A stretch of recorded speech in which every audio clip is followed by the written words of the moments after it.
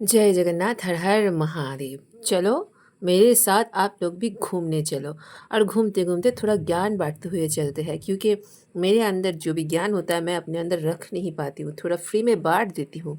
ये था हमारा मैरिज एनिवर्सरी के दिन, जो कि प्री प्लान तो बिल्कुल भी नहीं था। लेकिन मुझे पता था कि मेरे हस्बैंड उस दिन मुझे टाइम ज़रूर देगा, अगर बहुत ज़्यादा इमरजेंसी कुछ काम नहीं रहा तो। वैसे ही हुआ, सुबह सुबह उठे, सारा कुछ काम वाम कर लिए, कोको को खाना पीना दे दिए, उसके बाद हम लोग निकल पड़े। और ये जो हाईवे देख रहा है ये है कल्याणी एक्सप्रेस वे, मतलब कल्याणी बेलघोरिया एक्सप्रेस वे। ये हम उंगली से दिखा रहे हैं, उधर से आप मोगरा हुगली उस साइड में जा सकते हैं, कल्याणी जा सकते हैं, और उसी साइड में एम्स हॉस्पिटल भी है। जो भी हो, अभी हम लोग जा रहे हैं बड़ा जागरिया की तरफ, और उस साइड में हम बहुत साल पहले गए थे, लेकिन मुझे याद है, इसीलिए वो बोले कि चलो आज थोड़ा लॉन्ग ड्राइव करके आते हैं। हम दोनों मिलके निकल गए, और उधर हम अभी दिखाएंगे, देखिएगा लेफ्ट साइड में बहुत ज़्यादा ग्रीनरी है। और वो जो ग्रीनरी पेड़ पौधे आप देखेंगे ना, वो बीसीकेबी के अंदर है। और बीसीकेबी को आई थिंक बहुत कोई पहचानते होंगे, जिसका नाम फुल फॉर्म में होता है कि विधान चंद्र कृषि विश्वविद्यालय। वहाँ पे रिसर्च होता है, और पूरा ऑल ओवर इंडिया से अच्छे अच्छे जो स्टूडियस मेरिटोरियस स्टूडेंट होते हैं वो पढ़ाई करने के लिए आते हैं। इधर तो हमने बस छोटा सा ही वीडियो किया है कि बीसीकेबी के अंडर इतना छोटा सा दिख रहा है आपको ग्रीनरी रिसर्च के लिए एरिया। हालांकि ऐसा नहीं है, बहुत बड़ा फील्ड है, बहुत लंबा तक बीसीकेबी का फील्ड है रिसर्च करने के लिए। बहुत बड़ा अंदर भी है, बहुत कुछ। हम कभी और जाएंगे तो दिखाएंगे, क्योंकि उधर हम अगर 2-3 दिन रहेंगे तो शायद हम कवर कर पाएंगे, नहीं तो नहीं कवर होगा, क्योंकि बहुत ज़्यादा एरिया है। आप इतने में ही देख रहे हैं कि कितने सारे ग्रीनरी है। और ये ग्रीन देख के मुझे बहुत खुशी महसूस होती है, एकदम फ्रेश एयर रहती है। सिर्फ मुझे नहीं, मेरे हस्बैंड को भी, मतलब हम दोनों बहुत खुश हो जाते हैं। शांत सा प्योर एयर, कितना अच्छा लगता है ना नेचर के बीच। तो चलो इस बीच में हम एक बात बता देते हैं। मुझे किसी ने पूछा था कि आपको आपका अतीत कभी सताता नहीं है? तो मैं बोलती हूँ हाँ, कभी कभी रुला देता है, कभी कभी याद आती है कि अगर ऐसे पढ़ाई लिखाई करते तो ऐसा होता, माँ बाप से ऐसे नहीं करते तो वैसा होता। तो बोला कि आपका प्रेजेंट और फ्यूचर को कुछ प्रॉब्लम होता है? तो मैंने बोला नहीं, क्योंकि मैं अपने पास्ट को अपने ऊपर हावी नहीं होने देती हूँ।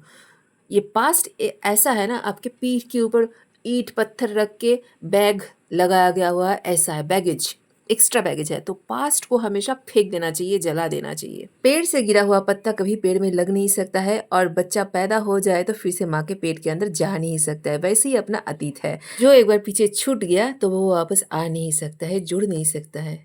रुकिए रुकिए, हम पहले ये दिखा देते हैं। ये पाट का खेत है, और ये परवल का खेत है। उधर भी देखिए पाट का बहुत बड़ा खेत है, और ये टिंडे होता है ना, भिंडी, भिंडी का खेत है।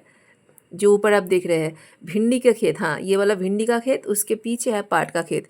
चलिए थोड़ा सा आगे बढ़ते हैं, आगे बढ़ के हम आपको दिखाएंगे कि जूट कैसे प्रोसेस होता है। गांव अगर ना होता तो शहर भी ना होता, शहर अगर ना होता तो गांव भी ना होता। मतलब हम इंसानों को हर चीज़ का ज़रूरत है, हर हर चीज़ को अहमियत देना चाहिए। गांव वाले को तो पता ही है कि ये कैसा है, कैसे बनता है, लेकिन शहर वाले को पता नहीं होता है। सिर्फ मूवी में देखा होता है, या फिर कोई कुछ कह दिया मुंह से, तो बस हम लोगों को जानकारी मिलता है। वो देखिए कितने सारे पार्ट का जो स्टिक है वो नीचे एक साथ बांध के फेंक के रखा गया हुआ है। ये 10-15 दिन तक पानी में ऐसे ही रखा रहेगा, फिर थोड़ा सा पच जाएगा। उसके बाद उससे लकड़ी को, मतलब जो स्टिक होता है, इस स्टिक को अलग किया जाएगा और रस्सी को अलग किया जाएगा। और इधर से हम थोड़ा पास होके दिखा देते हैं। ये देखिए, वो देखिए कितने सारे फेंक के रखा है। तो इसी को थोड़ा सा रखा जाएगा पानी में, और बहुत ही गंदा सा स्मेल आता है जब सड़ जाता है ना। लेकिन सड़ना बहुत ज़रूरी है, नहीं तो इससे रस्सी निकाला नहीं जाएगा। इसी से ही जूट बनता है, जूट का बैग, कपड़े, आप लोग जो सामान, बस्ता वगैरह, बोरी वगैरह आप लोगों को मिलता है, इसी से ही बनता है। बहुत सारा प्रोसेस होता है। तो चलिए आप लोग देखते रहिए।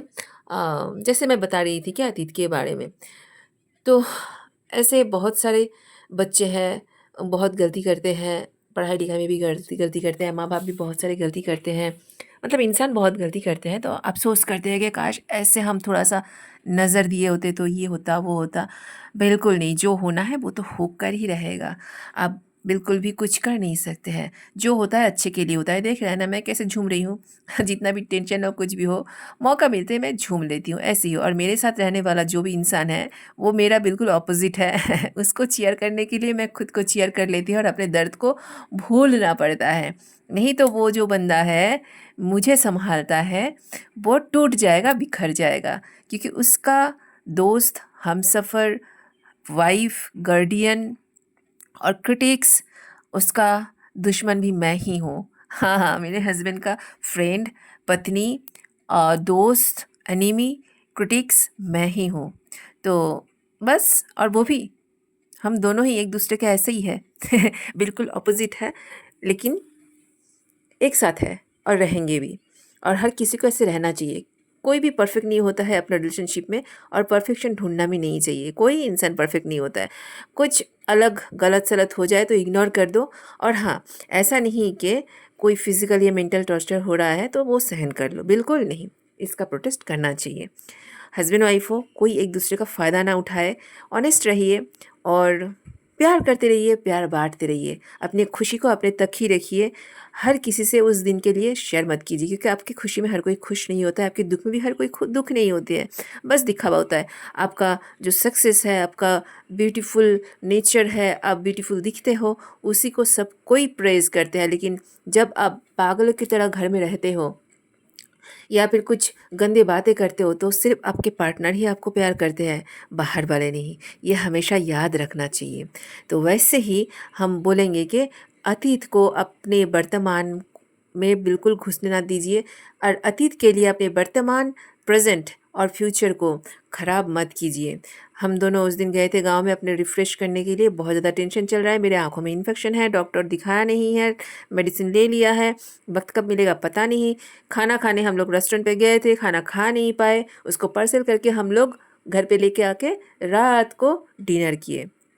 सोच सकते हैं ऐसे भी कोई होता है क्या? क्या रेस्टोरेंट में जाके बिल फाड़ दिया बड़ा सा, फिर सारा खाने को पैकिंग करके पार्सल करके घर में लेके आके खाए।